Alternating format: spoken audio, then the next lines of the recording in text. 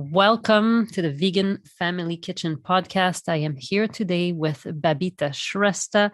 She is the author of Plant-based Himalaya, and she has so much to tell us about food in the Nepalese culture and in the Himalayas and all the beautiful discoveries she has made.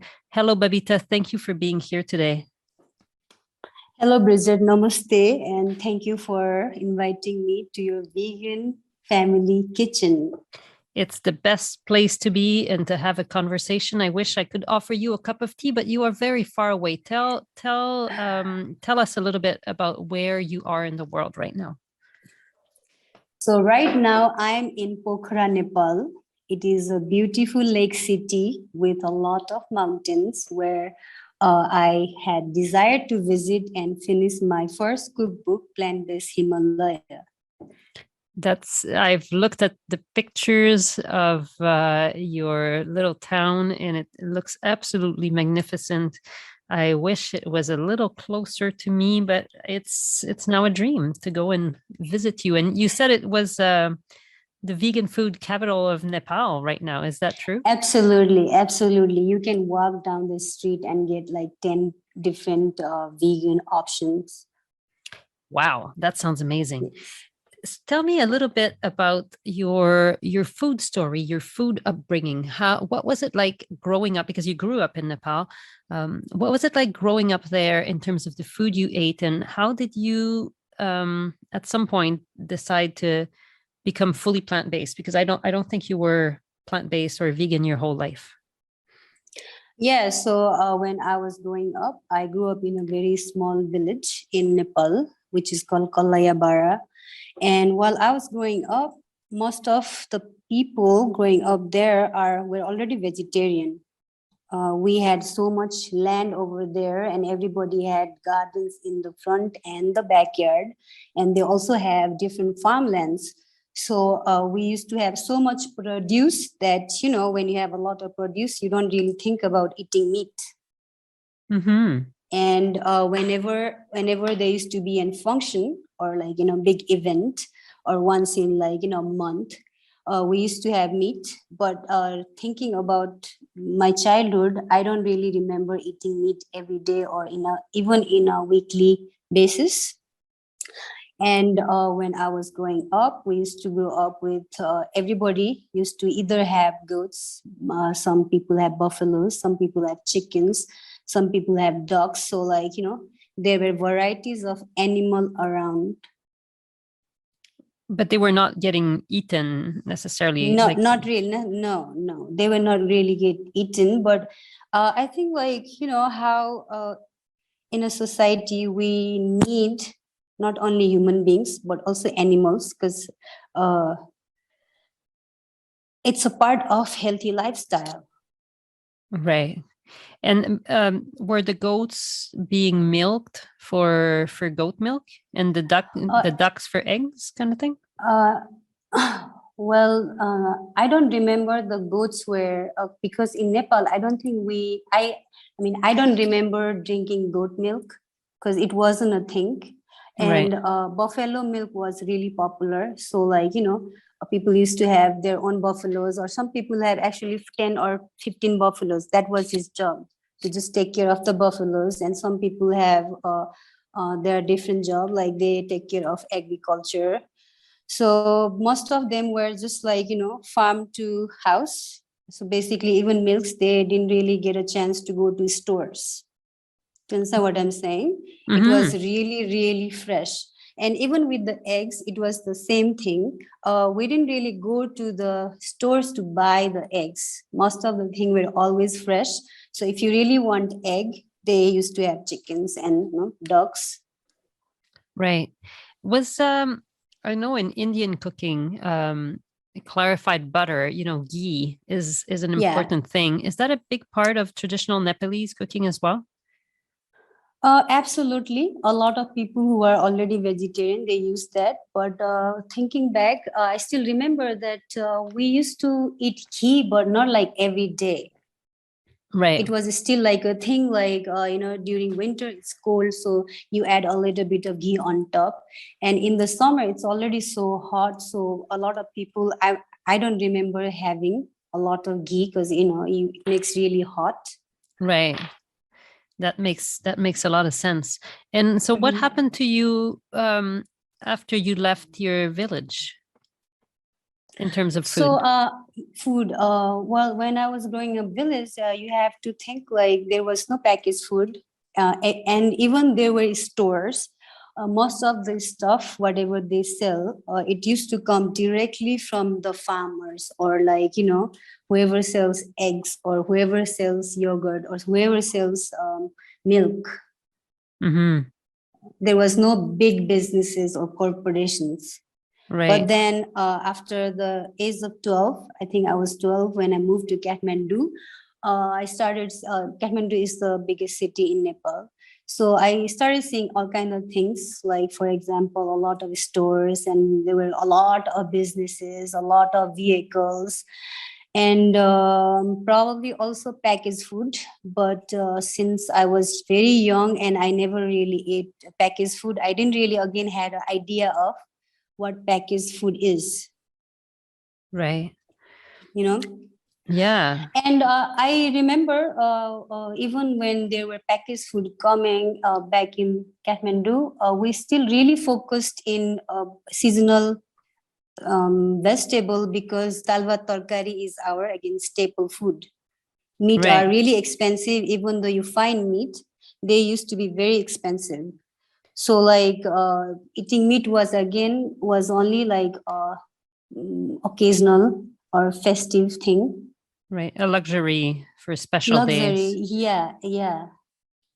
And then you moved to the United States, right? And you must have had Yes, quite the shock. yeah, definitely. Because before I went to United States, I hardly was in internet. I started internet because I had to apply for the US. So, that's how I started learning how to email and things like that. And when I reached to US again, I had no idea about the student life, but I had to manage it, right? And I realized that there were not a lot of vegetables there, because I went to college in Minnesota, Mm-hmm. and it was always so cold. And whatever vegetable they get, they were all also packaged in plastic, which Right. was also another shocking thing to me, because everything before that, I think I don't think I've ever seen vegetable in a packaged plastic package. Yes. Do you understand what I mean? Oh, yes, So for absolutely. I me, see what you mean. yeah, for me, I was like, oh my God, is this how America is? Like everything is packed in plastic. And then I was already very conscious about, like, eco lifestyle, and I have to live healthy lifestyle, because this is what my ancestor used to do. And I have already seen the effects of this packaged food, because in Kathmandu, let's go back. When I was growing up in Tarai was so clean, because there were no packaged food, and there were not too many vehicles, too many stores. You know what I mean? Yeah. And then when I went to Kathmandu, there is like so many people, so many houses, and there is so many dirt, so many garbage. So and then it also affected the rivers, because people started dumping in the rivers, right? Mm-hmm. And then I realized that at very early age, to be honest, and I decided that I need to make sure that this I'm not eating a lot of packaged food, because first thing, it is neither good for my health and neither good for the environment. Do you understand So what I true. mean? So true. So, but again, like in college, you are always doing assignment. You're always working. I was so busy at that time that I didn't really have time to think too much. Especially when there is already, like, shortage of varieties of vegetable in Minnesota. Mm-hmm. So that kind of opened my eyes, and then I started eating some seafood and also other vegetables and meat, different kind of meat. And I realized when I was going to college, Even though I went to college for graphic design, I end up always being in the grocery store because that is the only place I like to go shop, where I like to spend my money. I don't know, because like in US, you know how the grocery stores are, they have everything what you want. So you don't have to Yes. go to too many different places. And I didn't have cars, so like I can't just go 10 different places to pick up 10 different things. So I have to choose, like, I have to go to one store where they have all my needs. So that transition was quite interesting, and I started, my lifestyle actually started getting a little bit more meat heavy. Before I was like my lifestyle got a little bit meat heavy, like frozen meat heavy. Mm-hmm. Versus in Nepal, I have never ever eaten frozen meat. I didn't even know what frozen meat means, because like we didn't even used to have refrigerator. Right. You know what I mean? And but again, I thought it was, I was young, 20 some, and it was the lifestyle. It's the college lifestyle. That must have really been a big change for your body as well. I mean, if you're used to eating So mostly vegetables and you all of a sudden eat yes, all the meats. definitely. I saw that after I lived that lifestyle 5 years. So that is why I again decided to move to this lifestyle after I graduated. Right. You decided Yeah. to embrace Yeah. plant-based Exactly. more. Because I couldn't do that anymore. I had already cut down by the time I graduated, I already cut down my seafood, because I know that sea are dirty. What's the point of eating this seafood? And then also, like, my, uh, um, besides seafood, I also cut down all kind of meats. And then I think I used to only eat chicken, that also sometimes. So I guess, like, let's say 5 years of eating and also realizing that what I am doing, and then I finally decided I need to quit right now before it is too late, and then I need to cleanse my body and figure out to be in another lifestyle. Were you still in the United States at the time when you Yes. decided to do that? And Yes.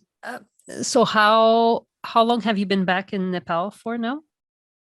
Almost 3 years. I came here right before the lockdown. Oh, wow. Yes, a Yeah. big transition. Yeah. So what did you discover when you went back to Oh, wow. Nepal? It was eye-opening discovery, to be honest. So even though I was plant-based, I realized that I was eating a lot of packaged food. Mm-hmm. Cooked packaged food, for example, vegan fish, vegan meatball, vegan, I don't know, this and that. And then since my lifestyle was really busy at that time, because I was doing pop-up and catering and private chefing and other stuff, like, seriously, this life is a lifestyle, and you never realize when you get caught up into one lifestyle and Busyness. business. Exactly. And then I knew this is not right, because again, I used to always complain about, like, how come I came to America and I started eating packaged food? I don't understand this. Do you understand what I mean? Because back when I was back home, I used to hardly go out and eat. I used to cook every day. Like, home cooked meal was like basic. Going Right. out and eating is not a thing in Nepal, especially back in the days. I mean, I used to cook so good that I just cannot go out and eat in a restaurant. Right. They put There's too no much better oil. food. There's no Than better food home. than the home food. Exactly. Like, so when I went to again USA, my lifestyle changed again, busyness. And then again, even though I was plant-based, I realized that still this is not healthy life. And I don't know, it was very hard to get over it. And I also saw the 2020 coming, and I realized that, you know what, I need to go to Nepal and finish this cookbook, and I will do whatever leads me after that. Because everybody was scared, and I don't know, people had anxiety about 2020. Everybody knew Yeah. that Corona was coming. So I decided I come here, and then again, it was such a big change for me. coming from US to Nepal. Mm-hmm. It was really, I was already trying to figure out where to live and how to manage, because it's so hard to find apartment. It's not like America that, you look up houses online and you find it. Here you have to go around places and, ask. It's very old school Right. still.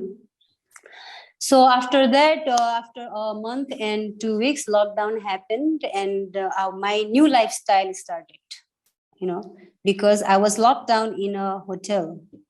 Oh, Mm-hmm. were you able to cook at all?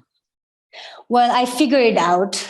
What I did was, I knew the next day is going to be lockdown, and then I was already locked. I could not find an apartment because it was only 2 weeks that I came to Pokhara, and I mean, like I said, it's not really easy to find an apartment right away.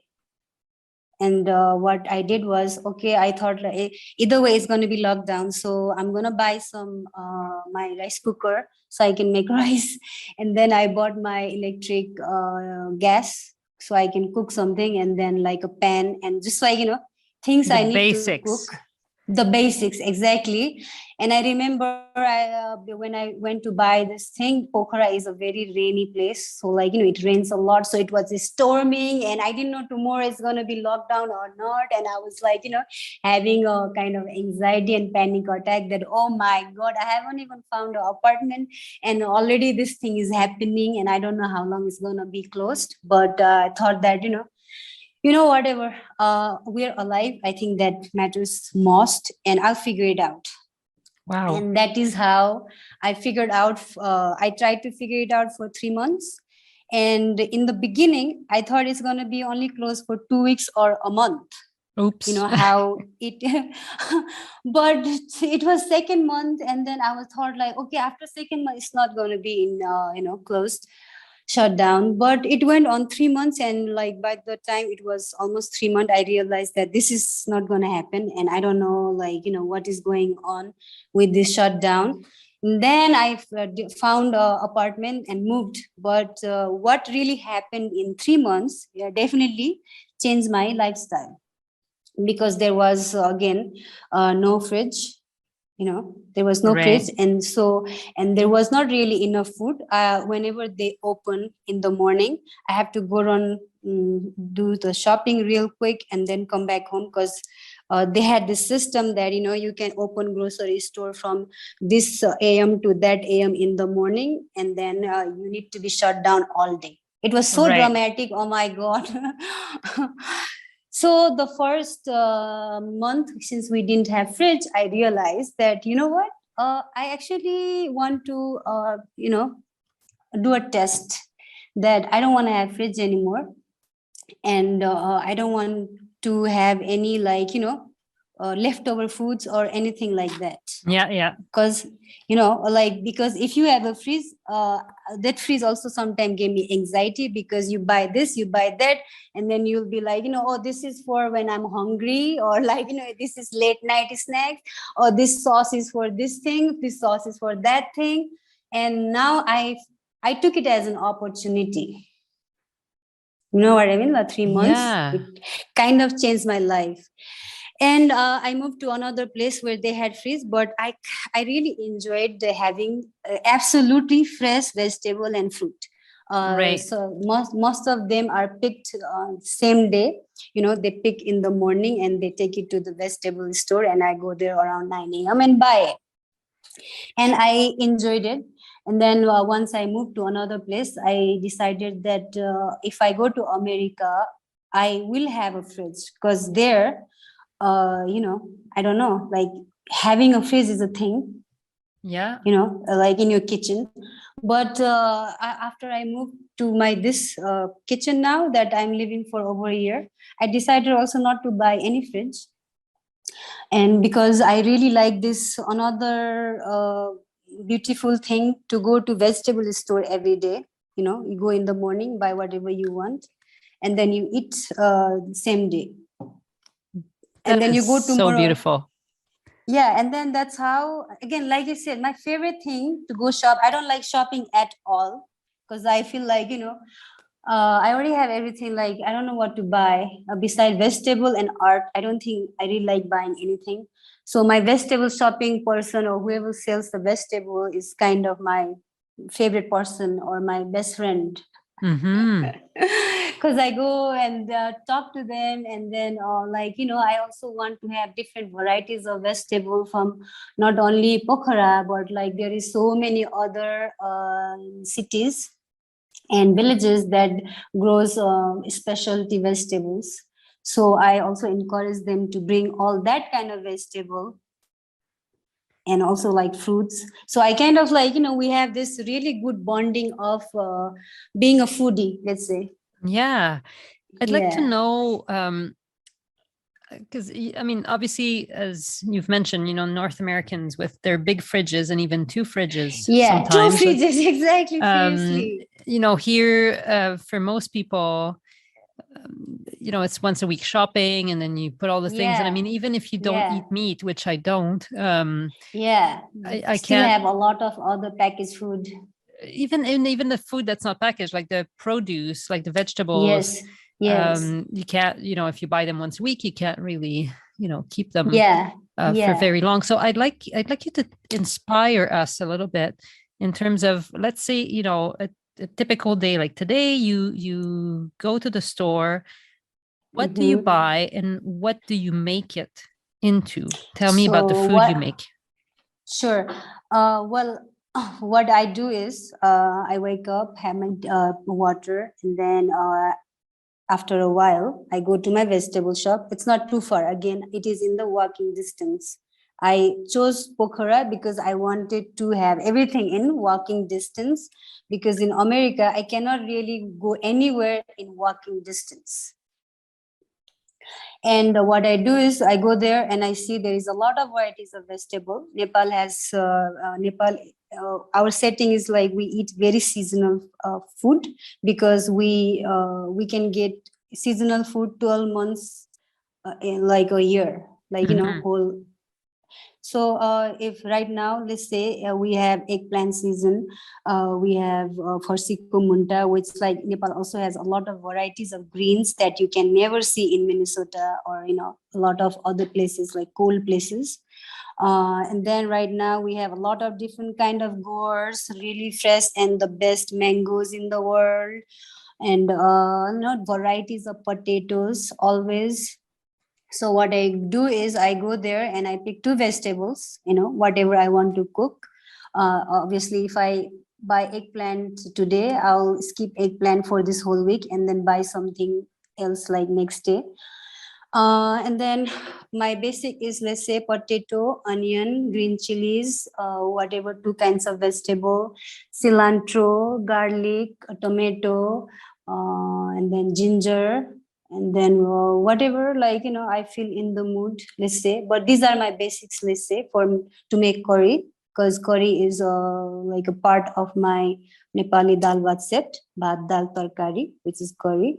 And then I also always like to make a tomato sauce, which is I have included that in my cookbook Plant-based Himalaya. My Timurko achar is really good too. It is really great with any food, either it is Mhm. Nepali, Indian, Italian, you name it. So basically, that's what I do. And then when I come home, I also have one of the seasonal fruits. Right now, mango is in season, and seriously, like I lived in US for over 10 years, and then I used to dream about this mango because I cannot find like the mango, the orange, the apple, the grapes that I find in Nepal, in USA. Like it has so much flavor. Yes. So after that, what I do, I come home and then I wash my vegetable. I usually put it in the water for a few minutes, and especially if it is fruits, I put it for a few hours. And then I wash it. I use that water in my plants. It's like saving water, but I feel like it's more nutrients to my plants. And Mhm. then again, I don't just like to throw water. And then I start making, for example, let's say if I want to make dalvaset, I'll make dalvaset. But I don't really eat rice every day, and so sometimes I make a roti roll, which is basically a taco, but in a wheat flour atta roti. And then sometimes sometimes I make pizza. Again, it is very easy. You can fry the toppings whatever you want and then just put it in the oven. Beside that, I also make noodles. Again, you fry your vegetable and then add the noodle. Fortunately, Nepal also has a lot of fresh noodles here. So far, I feel like, I am really lucky to enjoy all this fresh produce and vegetable and fruits. That sounds so delicious. I want one of those mangoes like right now. I love mangoes too, but I'm sure there's even tastier mangoes. Yeah. What about, go ahead. So you will not believe that I thought this Malda mango is my favorite, but somebody told me, like, while I was watching, I think some food show or some channel, they told me about a different kind of mango that is more delicious. It's like the most delicious mango in the world, and I was dreaming about it. I was like, seriously, there is a delicious mango than this? And I was, how is it even possible? Exactly, how is it possible? But yeah, people are foodie all around the world, and foodie people really like to grow delicious food. I think any fruit that is fresh off the tree is really special. And then when they are picked in the right timing is very important. But unfortunately, what happens is all these fruits and vegetables that come to USA that is packaged in plastic, they are not picked in the right time. Exactly. So like, no matter how much you put this thing in, how much delicious recipe, it is not gonna taste really good. Where is the aroma? I mean, like a nicely ripe fruit has such a beautiful, it is like so aromatic. What about lentils and peas and legumes? Do you cook those every single day? What do you do with them? Almost. So in most Nepali house, I don't really cook dal bhat every day. In most Nepali house, they cook dal bhat tarkari every day. I am more of a modern chef. I like eating pizza. I don't know. I like eating pasta. And just like I like eating different recipes every day. But I use all my spices to make, like, even pasta or even pizza or curry or my roti roll. So the when you explain a little bit for people who are not familiar with Nepalese cooking and who haven't yet seen your beautiful book, which I really recommend because it's gorgeous and it's got such great inspiration. But tell me a little bit more about what the dalvaset means and what one would find in it. So Nepali dalvaset is a staple food of Nepal. In your dalvaset, you have your rice, and you have your dal, that is a lentil. And then you have tarkari, which is your curry. And then you have one type of greens, which is called sag. And then usually you make tomato sauce, which is called gulverako achar, real quick. And then depending on the season, you can have other raw vegetables. So even when it comes to dal bhat, there are a lot of dal lentils you can find in Nepal. So you don't have to cook red lentils each day. Right. So one day you can eat red lentil, the next day you can eat black lentil. There is like chana dal, and there is a lot of other beans that is available in Nepal. I mean, I think I have only 5 of the dal recipes up in the in my book, but in Nepal you can find a lot of varieties of dal. Right, and the differences would be in the kinds of the spices and the kinds of peas or lentils that you use. Is that right? Yes, absolutely. And again, dal are so versatile that if you don't want to put any spices, you don't have to. You just put them in the pressure cooker, put some turmeric and salt, and it is ready.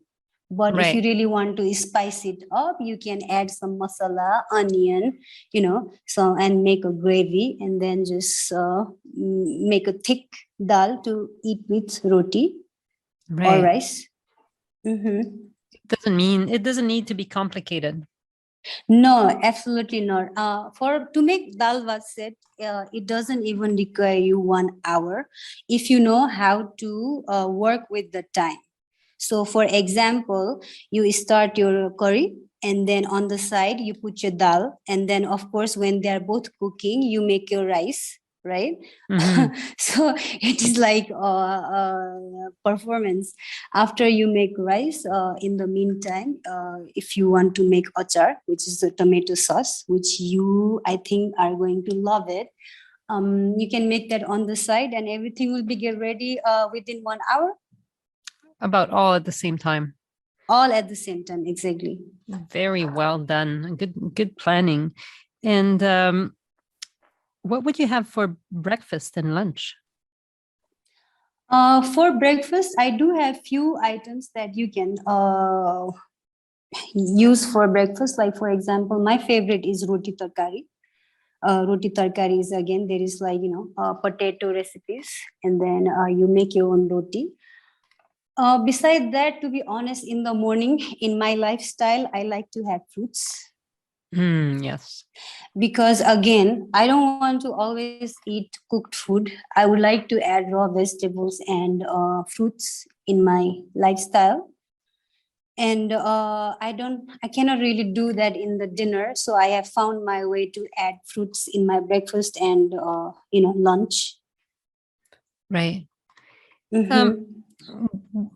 Tell me a little bit about making roti, because I can imagine many people in North America would be scared of, Mm-hmm. people here just buy bread. Bread is something that the Yeah, bakers do. yeah, But you seem to absolutely. be talking about making your own roti. I cannot imagine you buying your roti. Um, how Well, does that work out?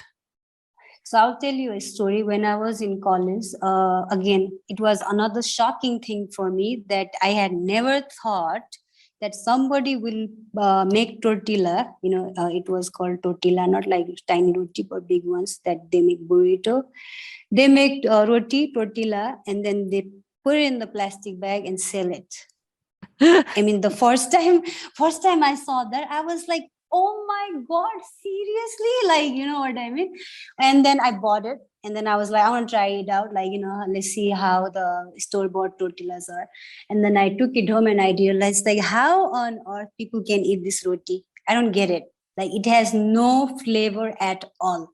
It has no love Yeah, in it. exactly. No love. And then it's not really good for your health because it also has sugar. Yes. Yeah, you know what I mean? It's sugary. So that's why when I was writing my book, roti is like one of the most important food for my lifestyle. I cannot eat a lot of, like, whenever I want to cut out a little bit carb, I want to add my wheat flour and make roti, and which is also really good. You make your roti and then add whatever topping you want. I don't know how people like don't think that how easy it is to cook at home, and you can eat whatever you want. And You know so what I how mean? do you make roti? There's a It's very recipe in the book, simple. but very Yeah, yeah, simply. yeah, it's very simple. You just need wheat flour and some water, and then you just knead them and then leave it for 10 minutes. Or if you are in rush, you don't even have to do that. And then make a small ball and then just roll it and then cook it. It won't even take you 10 minutes. Or let's say, like, if you have to cook for 2 people, it will take half an hour. And Right, then to make other more. yeah, if you have to make more, and other half an hour is for fillings. You fry your whatever you want, potatoes or eggplant, okra. There are so many other vegetables that you can add there, beans and some raw vegetables, and create a unique roti roll every single day. Just Like, from what how is simple. seasonal. Yeah, just seasonal, exactly. So that is why another reason I thought like roti has to be in my book, because now I want people to make roti roll in too many different ways, not only one way, but just discover the art of cooking plant-based eating. That is so beautiful. Can you use, do you use whole wheat flour or white, all purpose?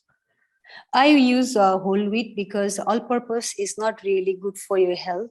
Mm-hmm. When you have wheat flour, your digestive system is always good.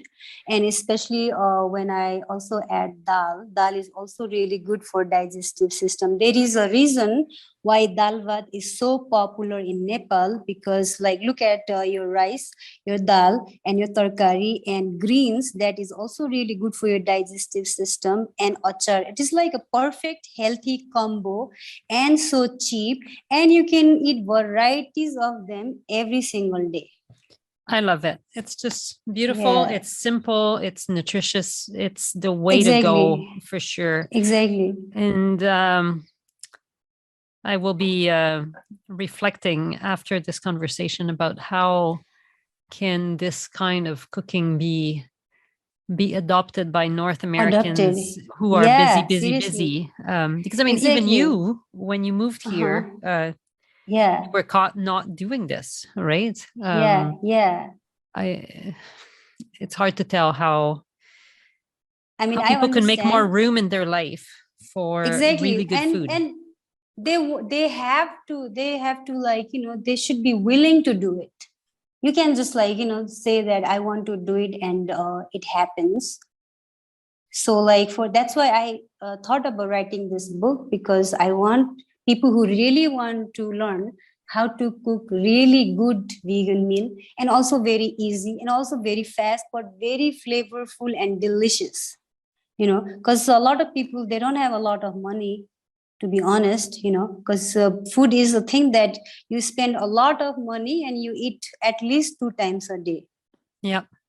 So like, you can't be spending 6 hours in cooking one thing. Otherwise, that is the reason why people just give up and then go out. And then go out because after you cook, there is dishes. Another hour is for dishes and cleaning the kitchen, right? So that's why the company Skip the Dishes is so popular. Yeah. Right. Yeah. I find washing dishes to be a little bit like a mindfulness exercise. You can really get a lot out of it. Absolutely. So another thing that might be shocking to you, because you just reminded me, I don't have dishwasher. Nepal doesn't have dishwasher until now. They might be in restaurants. I don't know. And then Nepal also don't have a washing machine. There are people who really want it, but I don't. And I actually really enjoy washing dishes and washing my clothes. Yeah, because it's therapeutic. Cooking, cleaning is very therapeutic. Yeah, totally. It's a way to be present with your life. Yes, absolutely. To be in the moment, feeling the hot water on your hands. And exactly. That is why I chose to come to Nepal, because my life was getting better after I chose plant-based lifestyle. My mood was always good, and I started, too much positive energy was coming. But at the same time, I knew that, I chose to come to US for only 5 years so I can graduate. And there was a situation that took me to US. But I need to come back, and I need to again connect with my roots, because I'm a Nepali child. I came from the ancient world, and I'm now like it's not I'm forgetting it, but it's so hard to maintain to be that child. Do you understand what I mean? Oh, yes, totally. It was so difficult. And since I hadn't returned back, I was really, even though I was so happy, in some ways, I also feel very sad.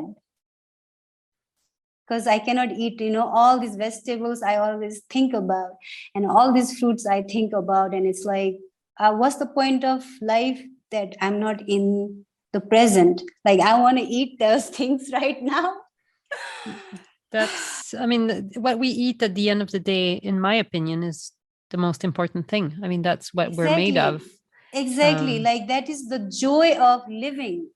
Otherwise, I feel like, if I don't even eat good food, what's the point of this beautiful life? Absolutely.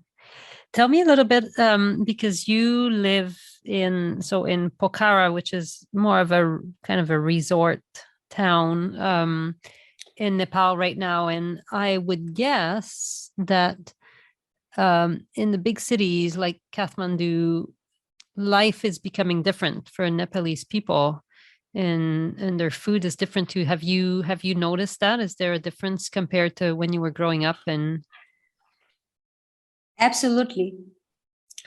So when I came back from US, I have to go through Kathmandu, and it was really shocking to me that how dusty that place has become, or like, that it is the Kathmandu is the city of temples. It is known as the city of temples, but I don't really see a lot of temples, but all these houses. And now the population has grown so much that it has created its own different kind of pollution, because the city cannot handle it. It used to be a temple city, and it was supposed to manage like that, but it didn't happen. So it was so dusty that I realized how this is working out for people in Kathmandu. Because everywhere I go, there is only hotels, and there are so little vegetarian places. And even there are vegetarian places, they are so like greasy, old school, like chana masala, and also like very meat heavy. So I was really having hard time living in Kathmandu. Just, I could not even understood, because again I was already having so much anxiety while coming back, because there was already corona started in different countries, and the state of my mind was already in a different place at that time. And I decided to come back to Pokhara right away, after a month, because I can't even find nice restaurants there. And I'm sure there are, but still, like, I didn't really find really delicious food, and just the pollution was so bad there that I cannot go out and eat. right. And Yeah, I cannot. you mentioned the meat now. That's probably not always been a staple of the diet for I would Nepalese say people. absolutely not. Meat was seriously only for festivals or special occasions when I was growing up, especially when I was growing up in Kalaya. And when I was growing up in Kathmandu, since I am newer, I started eating a lot of buffalo meat, with my buffalo choila, buffalo momo, and there were so many other varieties that Newari people eat. But what I realized after these many years, that it has grown a lot. Like, I see all these meat shops, every other stores, every other buildings, and I think this is not what a temple city should look like. Let's say, you know what I mean? Because our ancestor did not used to do that at all. So it was very heartbreaking. I mean, there is nothing I can do right now, but there is a lot of now vegetarian, vegan young people who are coming out and realizing this issue, and there are a lot of activists who are in Kathmandu as well, who are also working on awareing people that we should not eat meat, or we should not eat meat every day. There are vegetarians doing their own thing, there are vegans doing their own thing, and hopefully I'm hoping that the awareness will come, because people are seriously getting really aware now. Because within these 5 years, or let's say right after Corona, vegan wasn't really a thing, but all of a sudden now, like, because of this pandemic, people want to be healthy. There is a really big push in healthy lifestyle, and now I have seen more than 10 vegan restaurants in Kathmandu and also in Pokhara, and which is only growing, because now people are really realizing that health is wealth. People were really scared of this pandemic. Right. Mm-hmm. It's it's so true that there's concerns for pandemics from, animal agriculture, bringing in the animals Yeah. in the cities, Yeah. and also not being in good health makes you more Yes. vulnerable to being really sick, Seriously. right? Seriously. Yeah, my whole motto of life is, people have a lot of motto.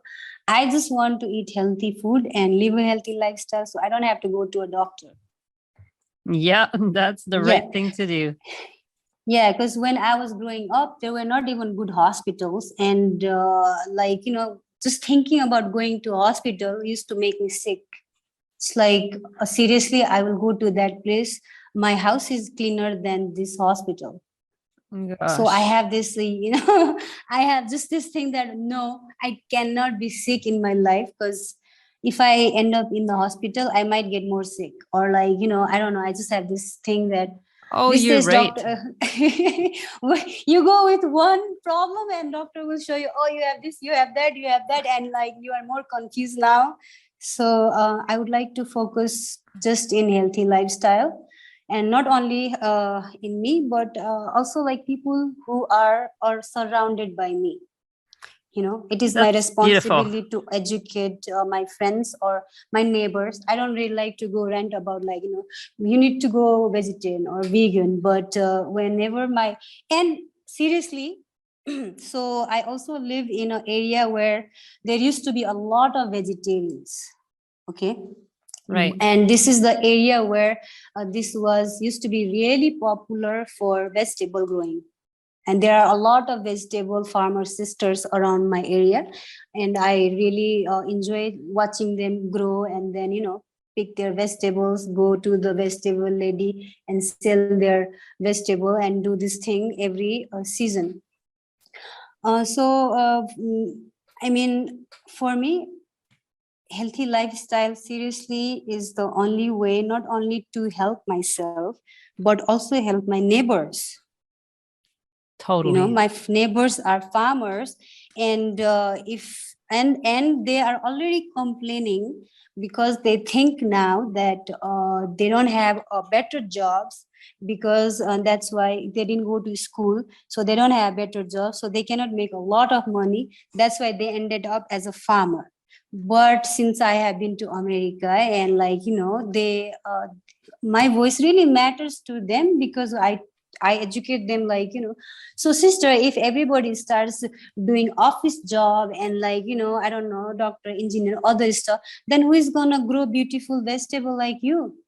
I mean, you have no idea what you are doing for us, especially people like me who are really foodie and who wants to eat really fresh food, like right out of the garden. So true. It is, Mm-hmm.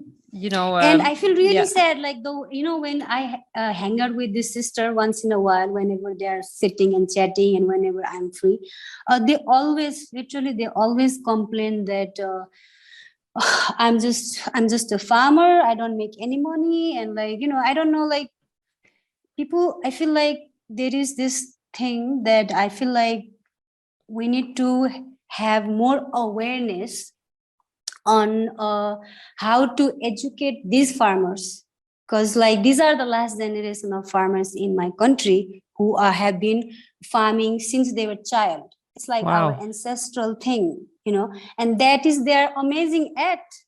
You don't have to go to college or school to be great at something. You just have to do one thing and keep doing it for 20, 30, 40, 50 years, and then you will become automatically great at it. We need right? to value more the Absolutely, work absolutely. and the contribution of the vegetable farmers. Absolutely, because it's very seasonal, and seriously, they don't really make a lot of money. Right. But that is their thing. Like I said, we are Nepali children, and there is a responsibility that we need to follow our ancestral thing as well. Right. And that is why I chose also to become a chef, because this cooking is my ancestral thing, and I was already so amazing at it, and I just continued it, and now I discovered this whole dimension that people don't know how to cook with vegetables. Like, seriously.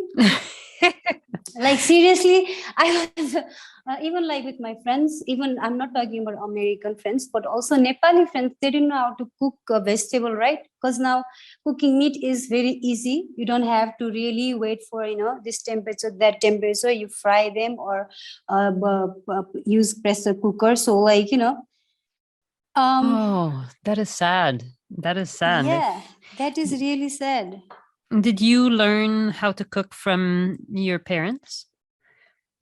Yeah, so like I said, when I was young, my grandfather used to cook, and I grew up with my grandfather when I was young. And we used to have farm where we used to get our own rice. So we used to also grow. When you have that kind of mental set, you will grow different kind of rice, because now you are tired of eating the same kind for a few years. Right. And then we used to also have a different plot of land where they only grow fruits. Also, like for example, they say mango orchard. And then in front and the back of our house, usually what they do is, our houses are bungalow style, so one floor or two floor, and then front and back is your garden, vegetable and flowers. So like you always have so much vegetable. Like literally, we used to have so many vegetable that we used to give to our tenants, and then also our neighbors. And then again, we have so much that we have. Whenever I used to go meet my uncle, aunt, like my relatives, we still used to take it as a gift, because back in the days we didn't really had a culture of going out and buying things as a gift. Right. And those traditions, you think, are they getting lost in the shuffle a little bit? Absolutely. I mean, I'm very surprised that, like I said, my generation, they don't care about growing. And I realized that because I grew up as my grandfather was farmer. And if I did not move to Kathmandu, I would have ended up becoming a farmer. But now I went to Kathmandu, and now we don't have a land over there. And my parents were doing business. So I never really got into agriculture, but that doesn't mean that it's not in my blood. It's like my ancestral thing, and I have to really like get into it. And you're sharing the beautiful food in different ways, and I'm sure it will inspire many Yes, people. Tell I me a have little found bit. my own way. Yes. Tell me a little Yeah. bit, if someone is listening to this and thinking, I want to do this, and they start looking at your book, how Mhm. would you suggest they initiate themselves to Himalaya food? Himalayan food, Nepali food. Yes. So in my book, there is a in before the introduction, I have introduced what is Nepali dalvaset.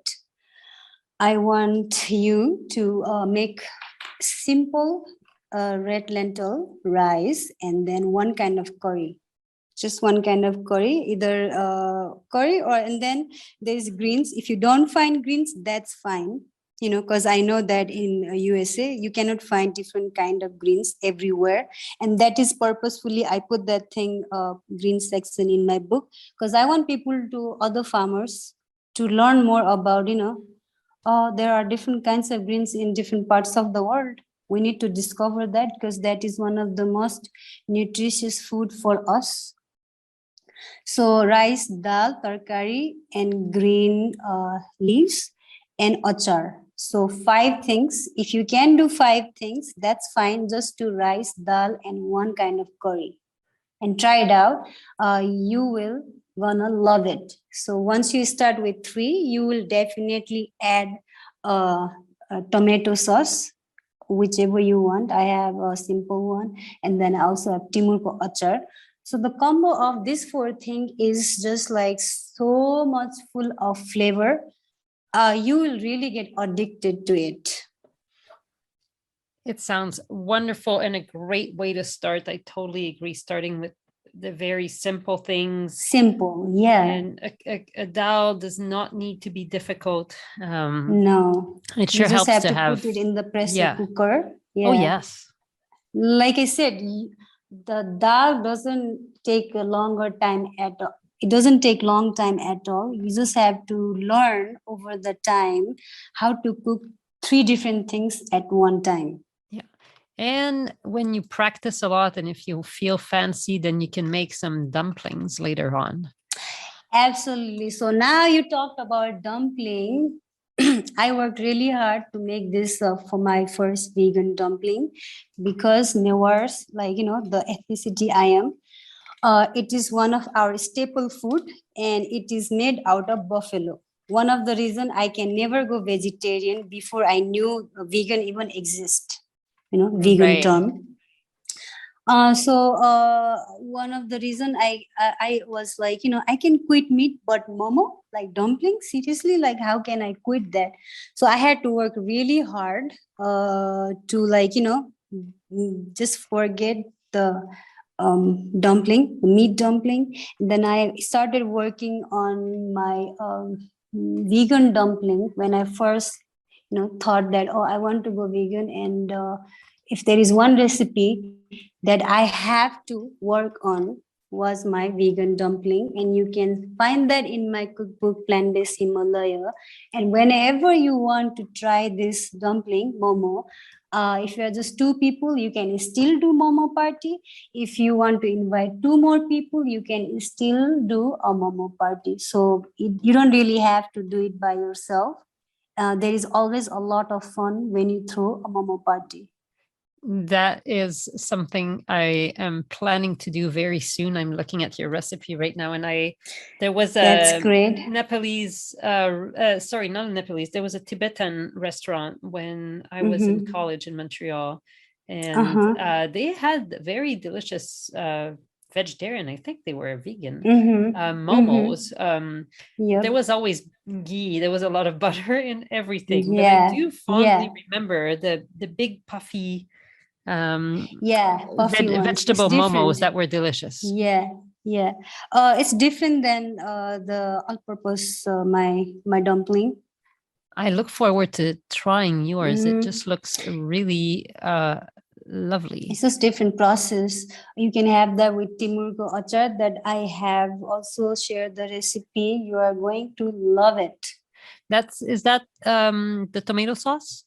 Yes, yeah, The the red achar? Yeah, one. Yeah, that's Timurgo wonderful. I'm going achar. to try this and I will recommend Yeah. everybody get your book. When is it coming out? It's coming out on September 6th. So if you like to purchase it, you can also pre-order it through Amazon.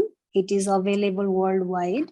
But if you like to support your, local bookstore, please call your bookstore and then pre-order my cookbook. Pre-orders are only for pre-order for bookstores are only open for USA.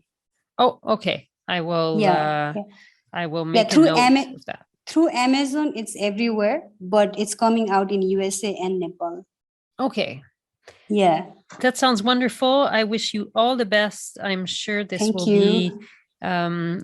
enlightening for many people to discover your beautiful approach to cooking. And I look forward to seeing you again in the Vegan Family Kitchen. Thank you for coming. Sure. Thank you very much for inviting me to this vegan family kitchen where my plant-based Himalaya cookbook really deserves. That's wonderful. Thank you. Yep. Take care.